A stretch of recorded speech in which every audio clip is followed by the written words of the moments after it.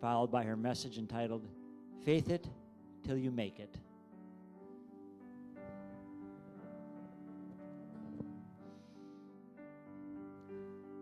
Our Father, which art in heaven, hallowed be thy name. Thy kingdom come. Thy will be done on earth as it is in heaven.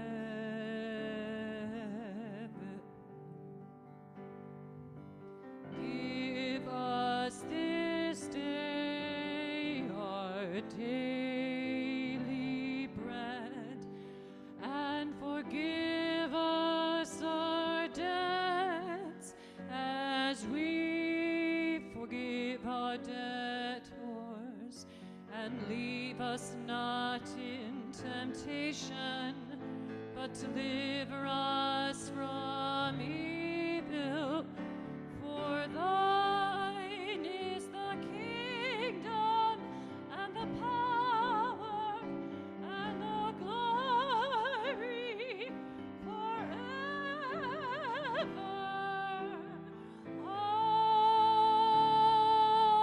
Amen.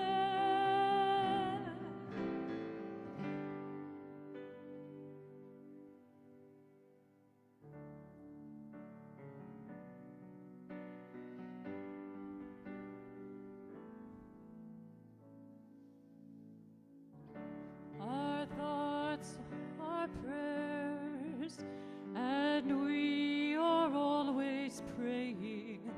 Our thoughts are prayers. Listen to what you're saying. Seek higher consciousness, a state of peacefulness, and know that God is always there. And every thought becomes a prayer.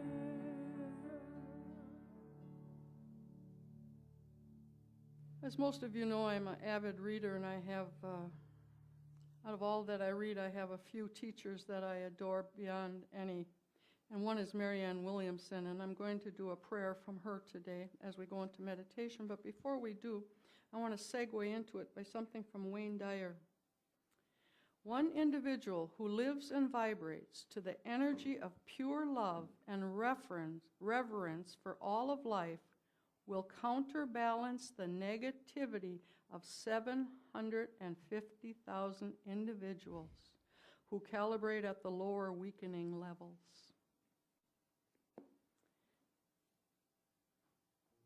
So as we go into meditation, just kind of get comfy. You don't have to go into a deep meditation because I'm going to be reading something to you, but I want you to take some nice Hamsa breaths.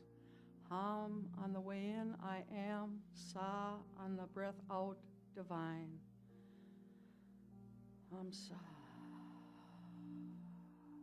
Hamsa.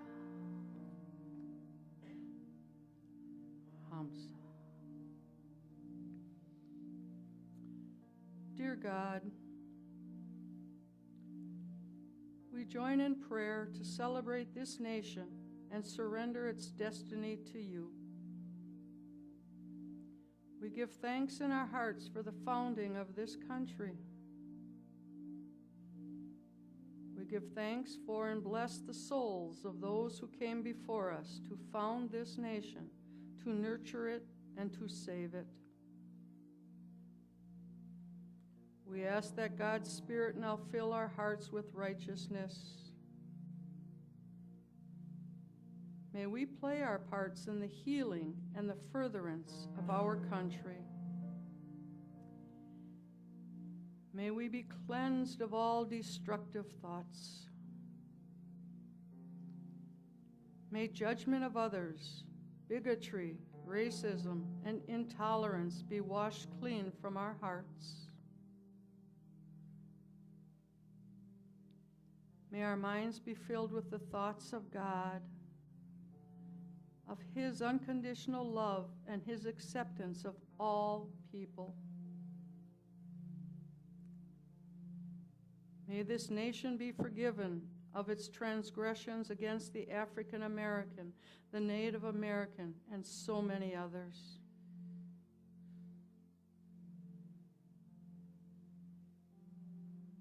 May our lives be turned into instruments of resurrection, that the sins of our fathers might be reversed through us.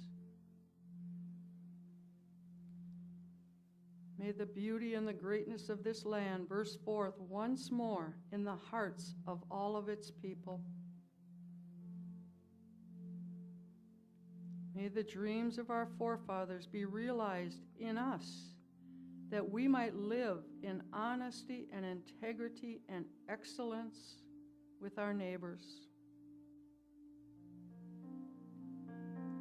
May this country once again become a light unto all nations of hope and goodness and peace and freedom.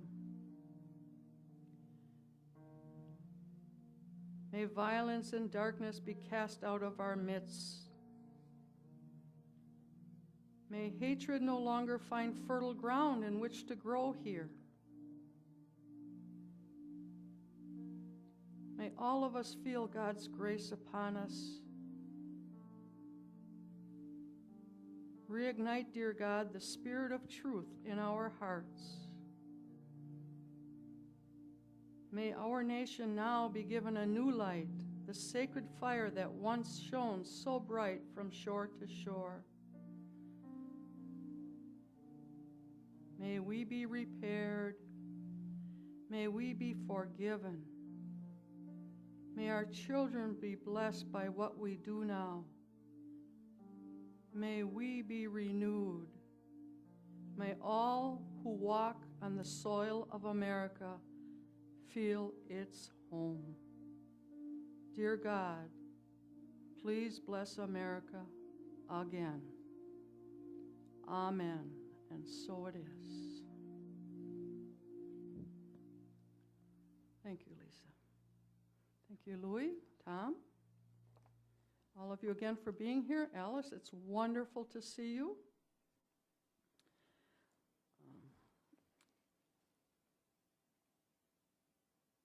And we should all be thankful. Our whole life has led up to this moment. Just think about that. Our whole life has led up to this moment. Give glory and praise, I tell you. Of course, you know I always start with a joke. So we have to lighten up the... Wasn't that beautiful by Marianne Williamson, though? Written in 1994. And yet, it's still timely. We need to raise it up. Like I said, one person operating out of love can raise the vibration of 750,000 people. So this quote says. Anyhow, Patrick decides to go to confession. And if I've told this before, please laugh anyhow. Patrick decides to go to confession. And he and his buddy are in a pew, and it's his turn to go, and Patrick goes in there, and he's, "Bless me, Father, for I have sinned." And he says, "Patrick, is that you?" And he says, "Yes, Father." He says, "Well, what's your sin?" He says, "I was with a loose woman." And Father says, "Was it Mary Ellen?" And Patrick says, "No." Father says, "Was it Bridget?" And Patrick says, "No." Father says, "Was it Patricia?" And Patrick says, "No." And he says, "Well, then, my son, go sin no more and do 3 Our Fathers and 3 Hail Marys." And so he gets back in the pew, and his buddy says, "What'd he give you?" And he says, "He gave me 3 Our Fathers, 3 Hail Marys, and 3 good leads."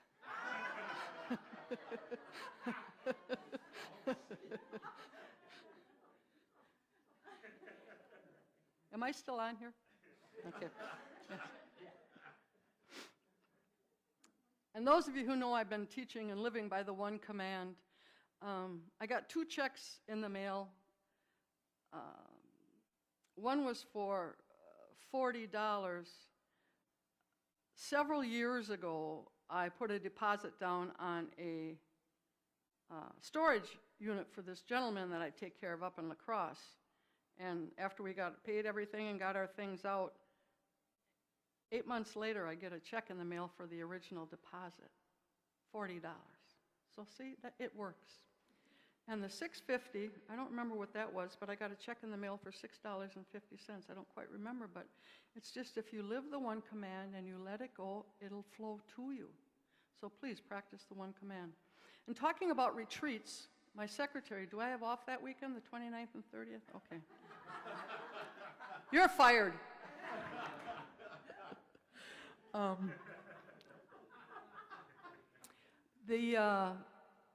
Myra, who is our own dear Myra from this church, is a minister in Unity, Kansas City North, and is having a retreat September 23rd and 24th, and that retreat ends in a fire walk.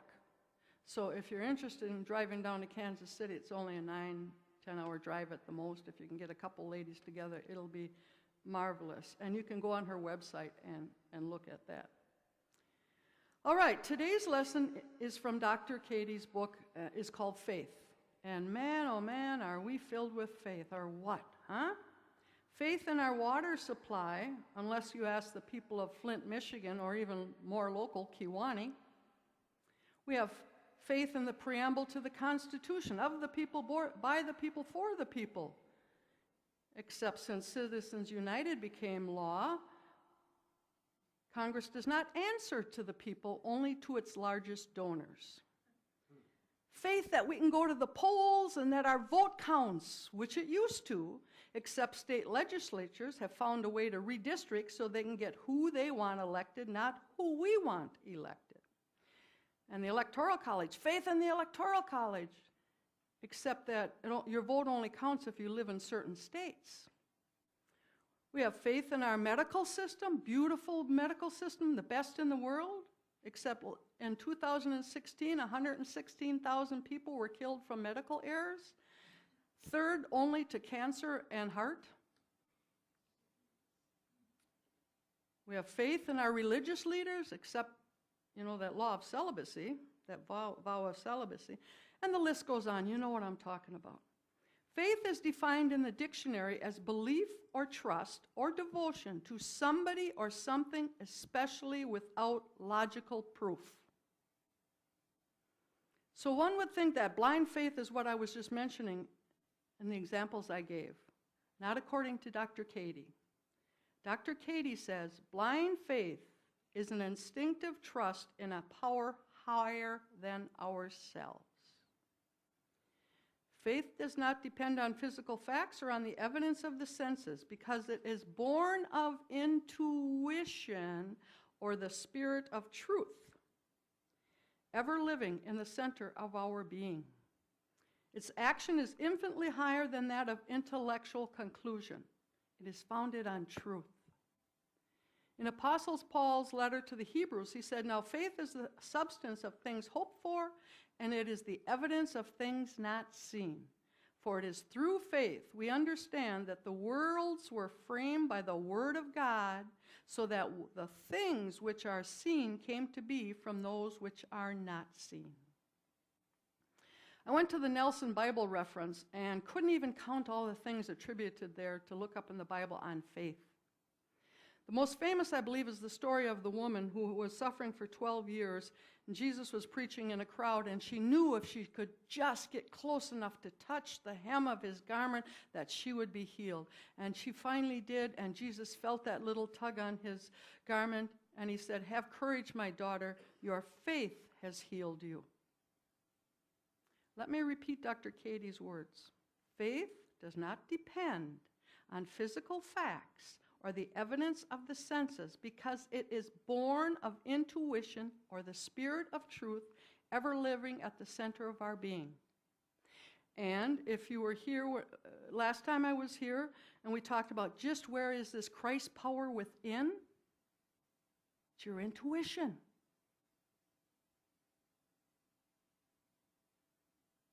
It's in our gut and our heart. Speaking of gut, interesting fact I found. Dr. Frank Lyman, an integrative wellness specialist in New York, says 70%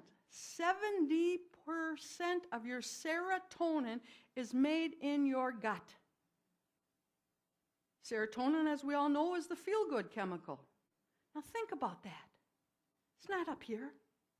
It's in your gut. It's in your intuition. It's where Christ, the power, lives in you. That's where your divine spark is. Think about that. Dr. Katie goes on, intuition is the open end within one's own being of the invisible channel ever connecting each individual to God. She goes on, faith then is a ray of light shot out from the central sun, God, one end of which ray comes into your being through the open door of intuition.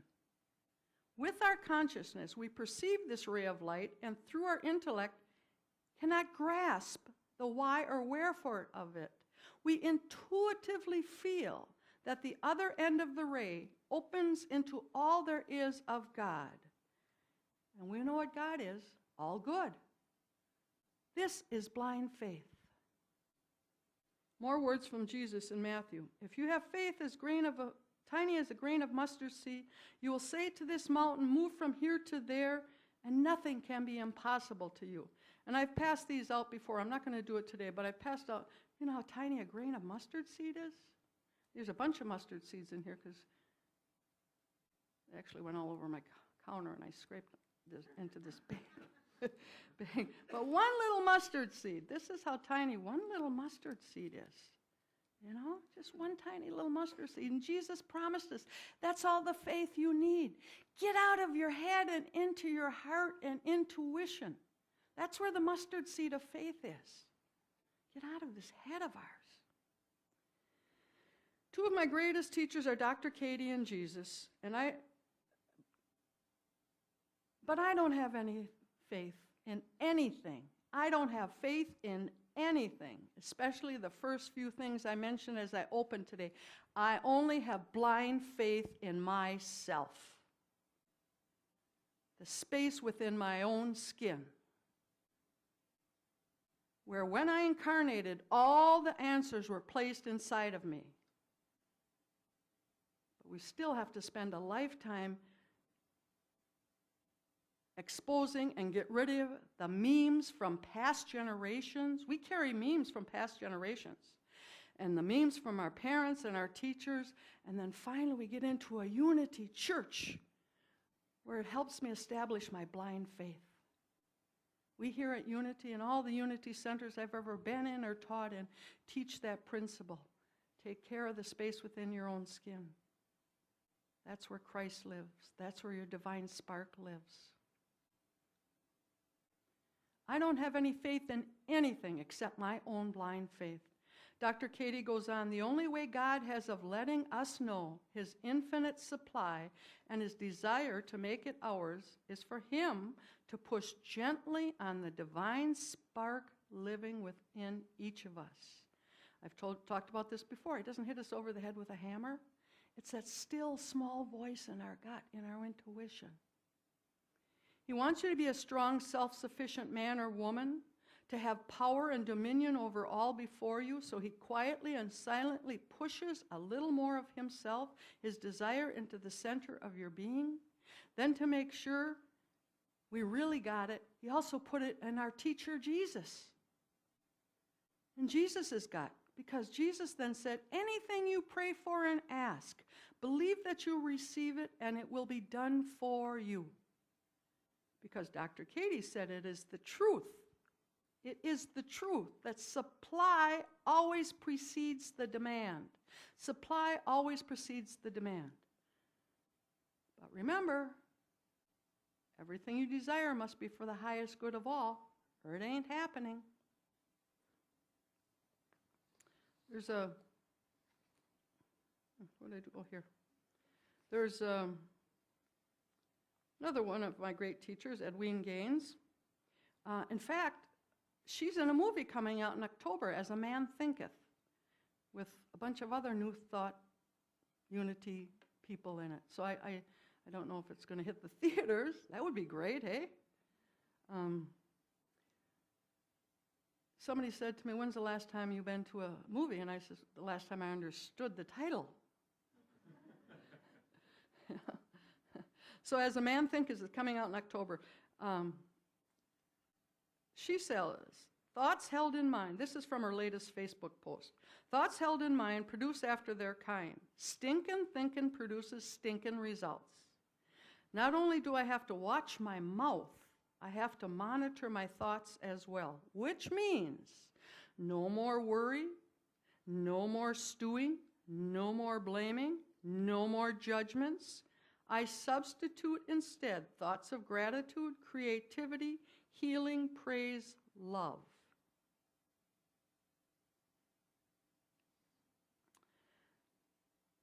I have blind faith in that, I'll tell you that. No more stinking thinking. Let's get that packet in, board members. Let's do that. No more putting it together. Get it done. Get her done. Who said that? Get her done. Vin Varney or something? Get her done. I don't know. Larry the Cable Eyes. Get her done.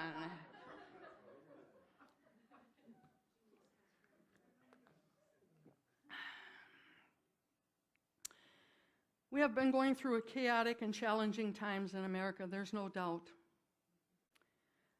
And the things that we seem to have faith in are crumbling before our very eyes. As I told you before,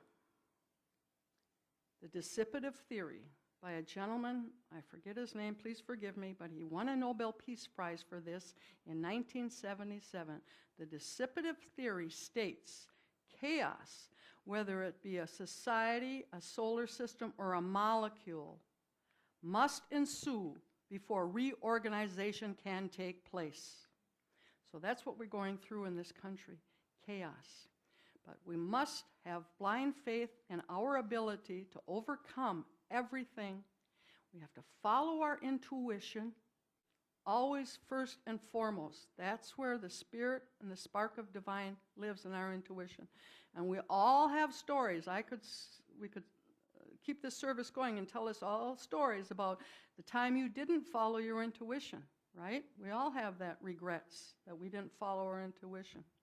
God made it so simple. He didn't make things difficult for us to understand. So that's one of the things I want you to understand. Even though we have to have faith in our institutions, even though it seems like it's crumbling, it's not.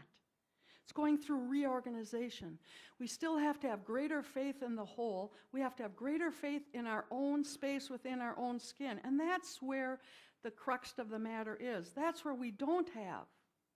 We think somebody's better or somebody's got it more together. No, not true. Everything you need was placed inside of you at birth to manifest when you need to manifest it for the greater good of all. That's where we're at right now. That's why we cannot let a unity church, another unity church go down the drain, or a new thought center go down the drain. We cannot. We have a responsibility to the world. So let's work together on that. Also, as I close, I want to end with this.